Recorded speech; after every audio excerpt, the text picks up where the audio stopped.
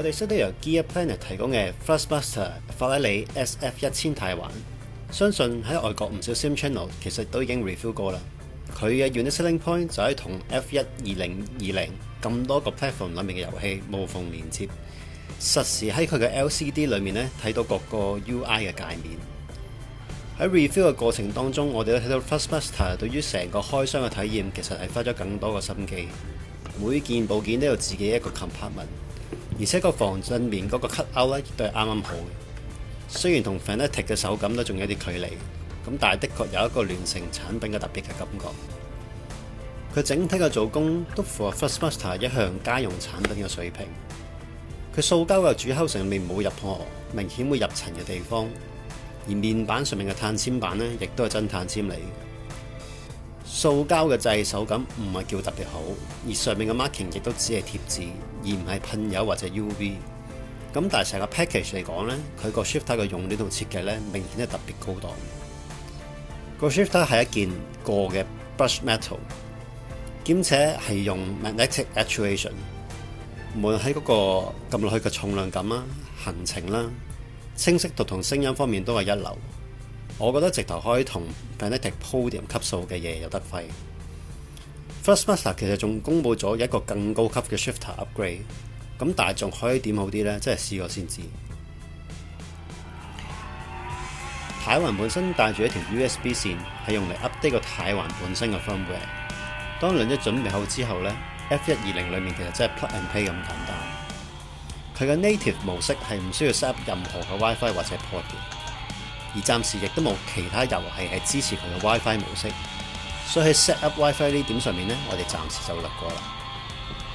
喺 F12020 裏面嘅體驗其實唔使估都知道一定係非常之 polish。軚盤面嘅 LCD 反應速度咧，同埋遊戲裡面嘅 UI 咧係絕對同步嘅。咁但係比起架車裡面 cockpit view 見到個軚盤咧，又有少少嘅 delay。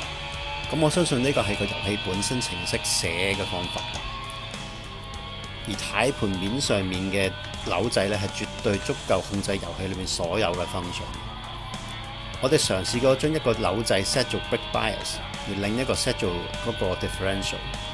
咁但係由於機於本身嗰個頁面嘅設計呢，效果只係做到一個掣可以俾你選擇個選項，而另一個掣就做加減。咁呢個並唔係個 SF1000 本身呢個軚盤嘅設計問題，而係個遊戲界面設計本身就係要顧及手掣用家，所以只可以希望 Thrustbuster 喺下一隻 game 度呢會提供更多可以自定義嘅可能性。軚盤有 LCD screen 最大嘅優勢其實係你唔需要再浪費你25% 嘅熒幕高度去顯示你架車嘅來龍。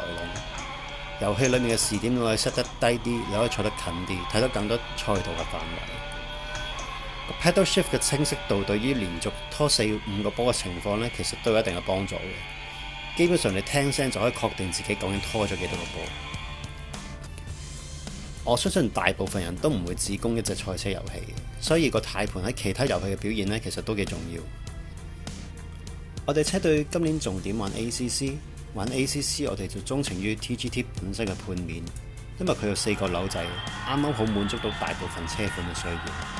而喺 Thrustbuster 嘅 ecosystem 裏面呢，有扭掣同埋係同時間有 Formula 軚形狀嘅軚，其實只有上一代嘅 Ferrari F1 Replica 軚同埋呢個 SF1000。透過改裝，我哋將 TGT 改到啱自己形狀，咁但係仍然有一啲問題，就係 TGT 個扭掣本身係比較輕，比賽情況下有時會扭過輪，甩尾救車嘅時候亦都可能會揩到。SF1000 就正改善到呢個問題。盤面上佢有6個扭掣，嗰隻約馬 logo 嗰行其實只係貨控制個 LCD 嘅 menu 用，下面嗰3個扭掣呢，你就可以自由定義。加埋左右2個 thumb scroll wheel， 其實總共有5個可以用嘅加減掣，好適合 ACC 或者 iRacing、Alpha 2耐力賽呢啲用家嘅需要。總結 SF1000，個人嚟講最大嘅賣點除咗個 screen 之外，就係個 form factor 同埋個 shifter 嘅手感。雖然 Thrustbuster 話過會有越嚟越多嘅遊戲 support 呢個 LCD， 但我建議要入手嘅話都要建基於而家有嘅 feature list。我亦都相信之後會完全 open source， 可以同 Zoom Hub 之類直接連接到嘅機會其實係幾低。今次 review 大約就咁多，有興趣嘅可以去翻 Gear Planet 訂購。聽聞第一衰貨都去得幾快喎，期望下一次有新嘢可以再帶俾大家。